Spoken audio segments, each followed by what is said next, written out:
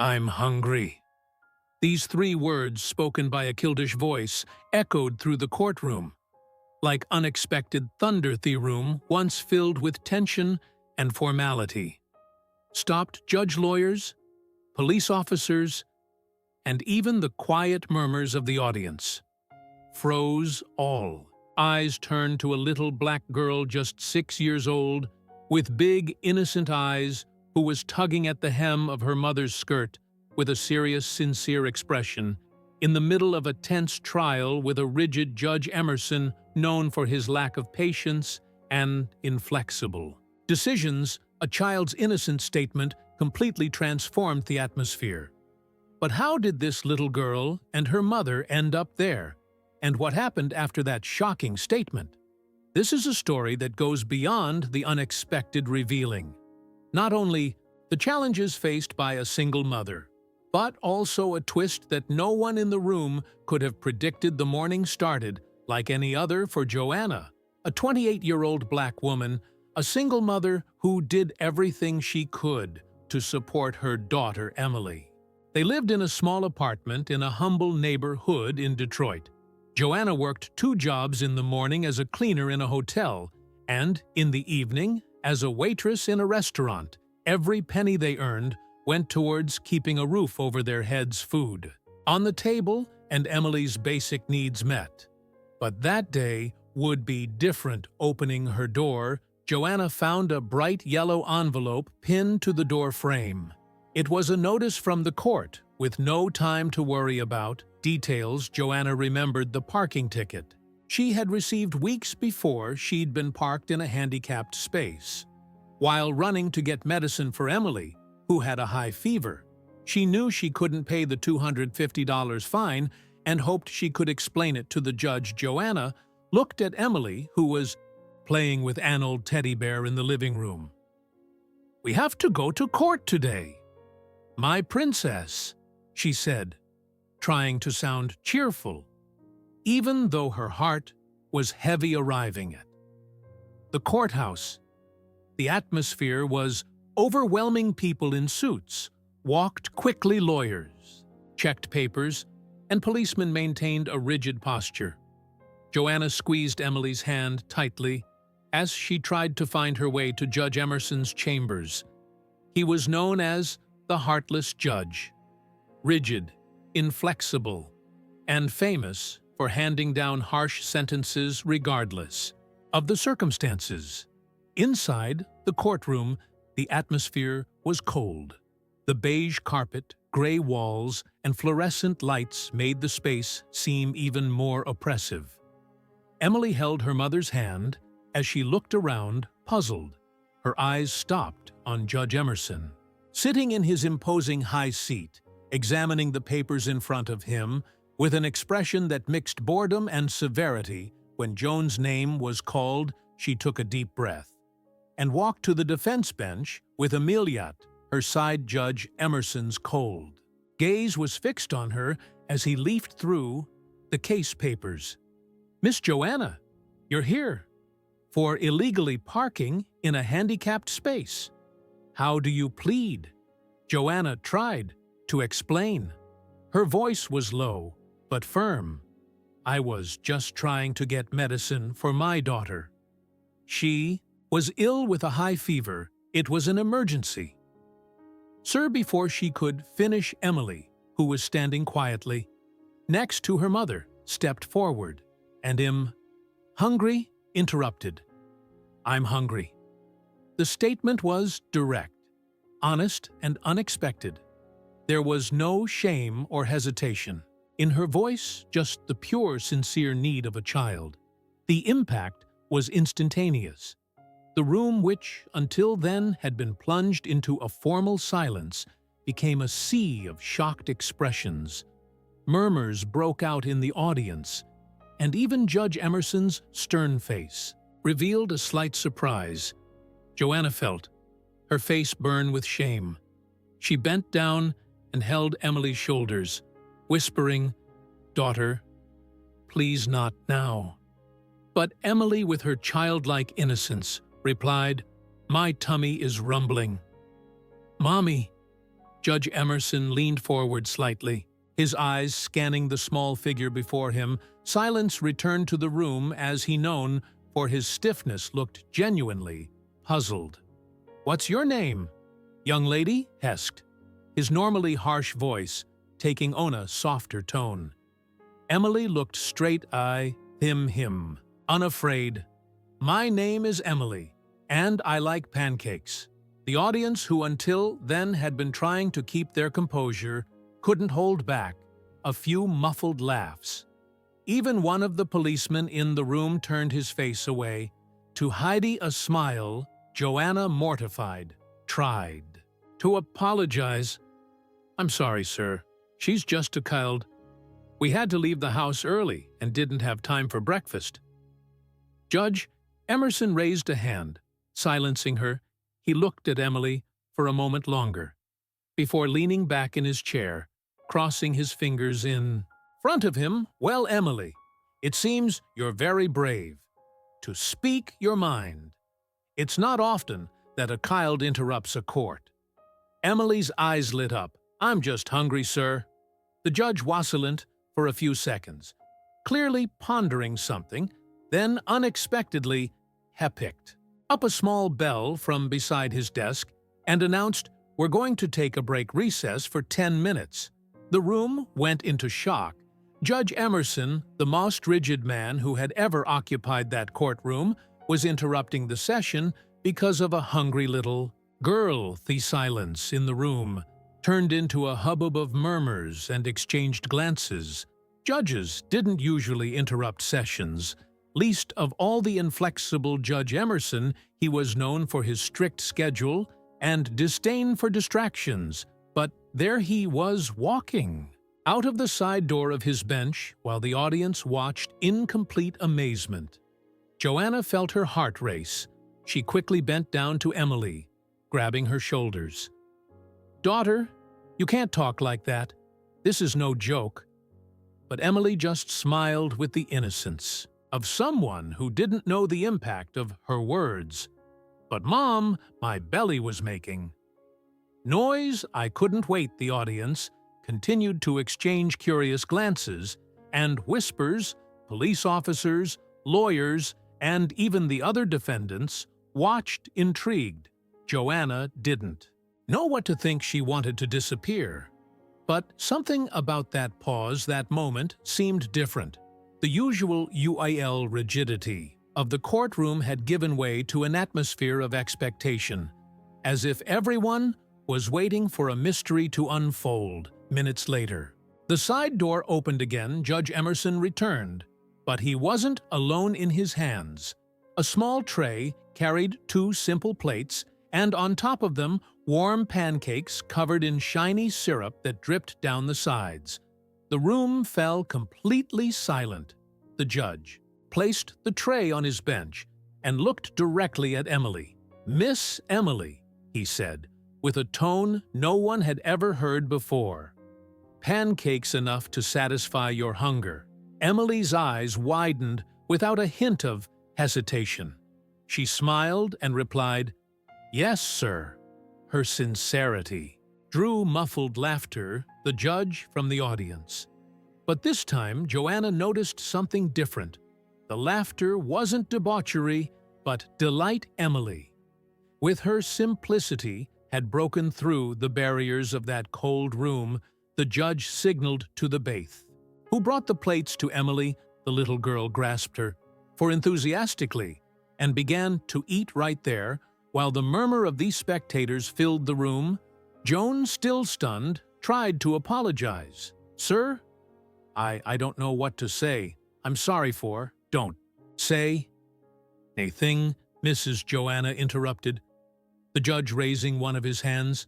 "Sometimes it takes a child to remind us of the important things in life." His normally stern voice seemed to carry a note of reflection. Something had changed in him as Emily happily ate her pancakes. Joanna noticed that attention was not only on the girl, but also on the judge. He watched the child with a gaze that seemed to cross the ears, as if he were seeing something that no one else could see. Finally, when Emily had finished her meal.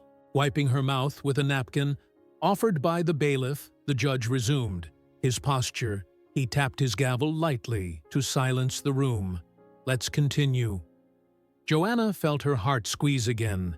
It had all been unusual, but reality still loomed over her, the $250. Fine. The weight of yet another bill. She couldn't pay the fear of having to return home without a solution. She clasped her hands in her lap as the judge picked up the papers. Once again, Miss Joanna, he began, his eyes fixed on the documents I have read. Your case, carefully, I understand that you park it in a space reserved for the disabled, that under any circumstances is a serious offense. However, he paused, raising his eyes to meet her directly. The circumstances are unique. Joanna felt the air escape from her lungs. The silence in the room was absolute. Even Emily, now satiated and calm, looked at the judge curiously. You were trying to get medicine for your daughter, who had a fever and emergency. Of course, but understand what you did is still against the law. The words fell on Joanna like a stone. That was it.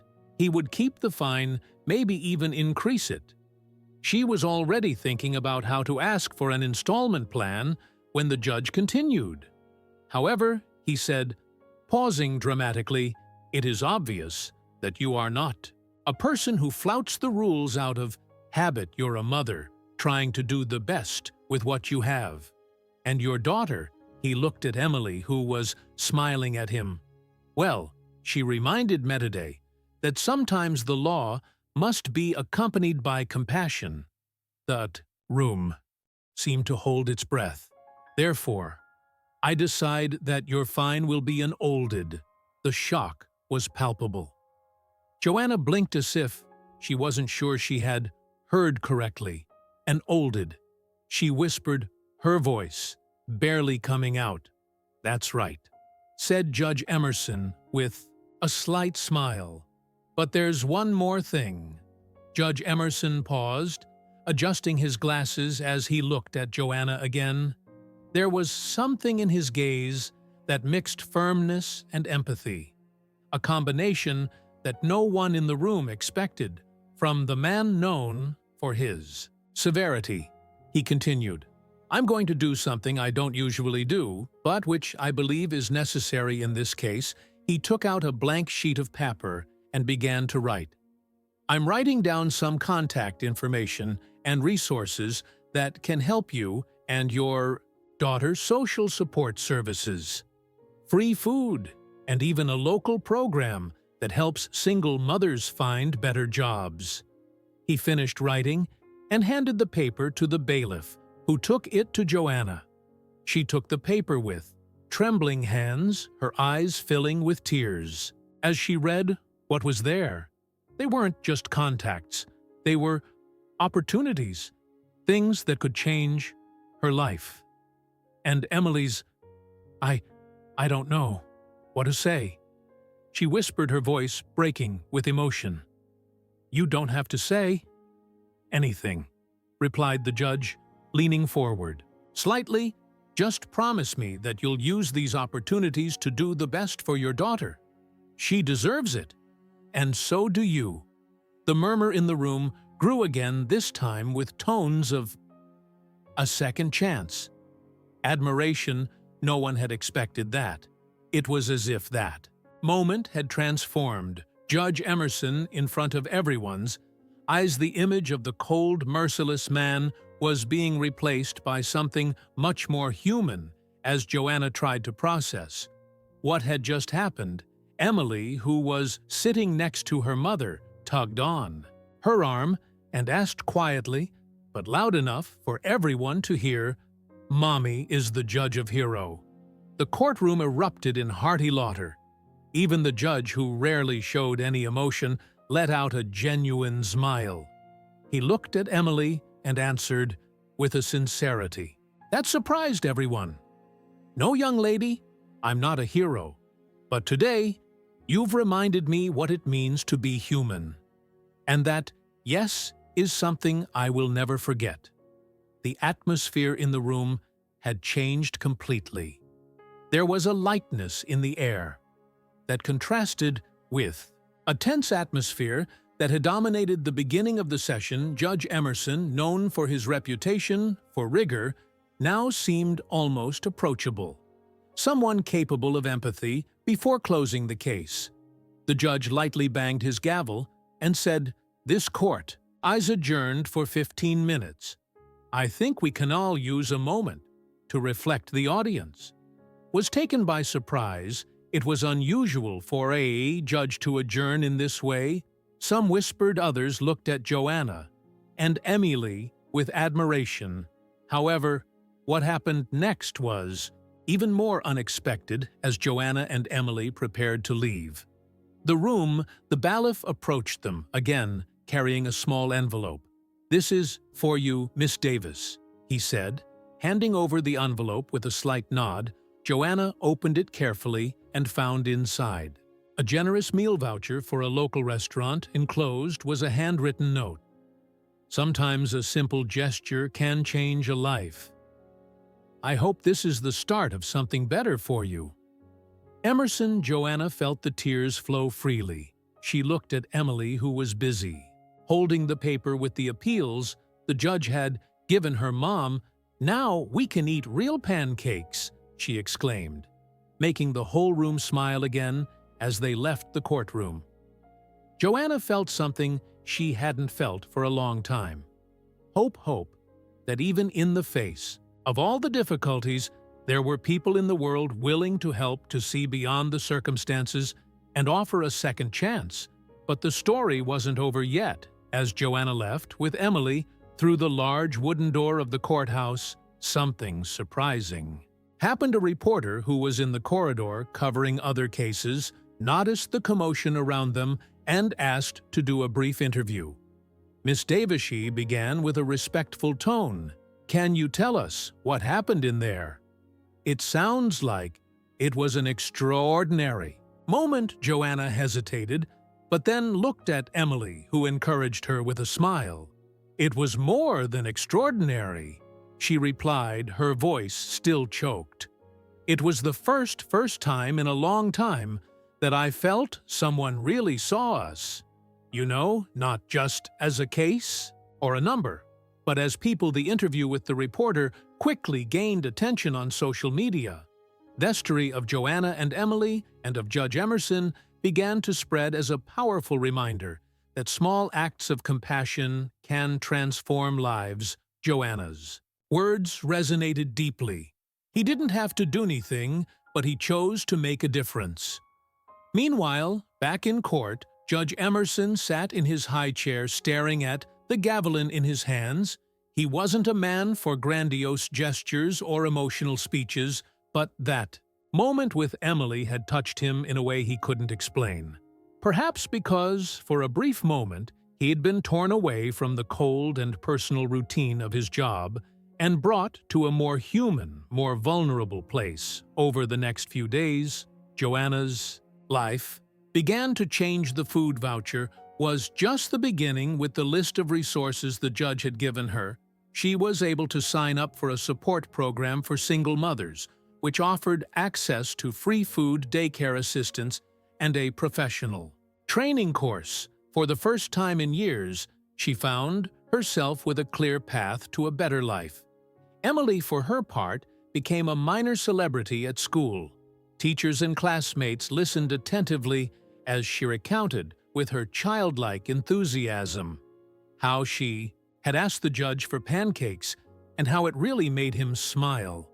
Her a little more humane innocence and courage began to inspire other children and even the adults around her. A week later, Joanna received an unexpected phone call. It was from Judge Emerson's assistant. "Miss Davis, the judge would like to know how you're doing." He also mentioned that there is one more resource that might interest you, a community fund that can help with housing costs. Joanna could hardly contain her emotion. The idea that someone like Judge Emerson cared enough to follow her situation moved her deeply. That simple act of caring had an impact she would never forget in court. Emerson himself also felt the reverberations of vague.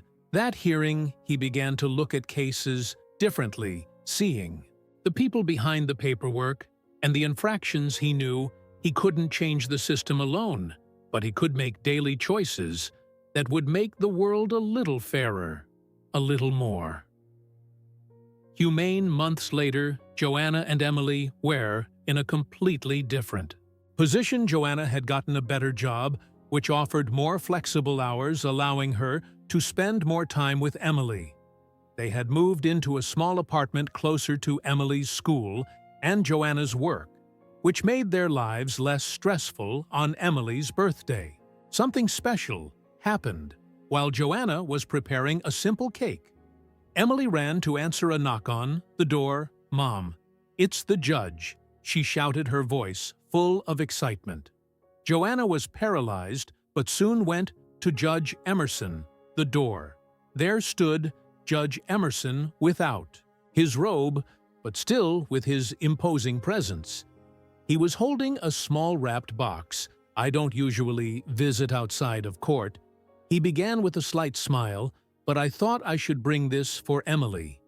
He handed the box to the girl, who opened it in a hurry. Inside was a small storybook with colorful illustrations and a note for Emily, who taught me that even judges need to remember to smile, never stop dreaming. Love, Emerson. Emily looked at him with her eyes shining. "Thank you, Judge. Do you want pancakes? Mom makes the best." Everyone laughed, and Emerson accepted the invitation in that small kitchen. As the smell of pancakes filled the air, three very different lives connected in a unique way. It wasn't just about pancakes or a kind gesture. It was about hope, humanity, and a reminder that even in a world full of rules and judgments, there is room for empathy and connection. When Emerson said goodbye, he felt something he hadn't felt for years, a deep sense of purpose. Joanna and Emily, for their part, felt that they'd found not just an ally, but someone who believed in them. This heartwarming story reminds us that acts of kindness, even the smallest ones, can change lives forever. What did you think of Emily's attitude when she asked for pancakes, and Judge Emerson's decision? Leave your opinion in the comments and share this story with friends and family to spread this powerful message. And don't forget to subscribe to the channel for more heartwarming stories that make us reflect on the true meaning of humanity. See you in the next video.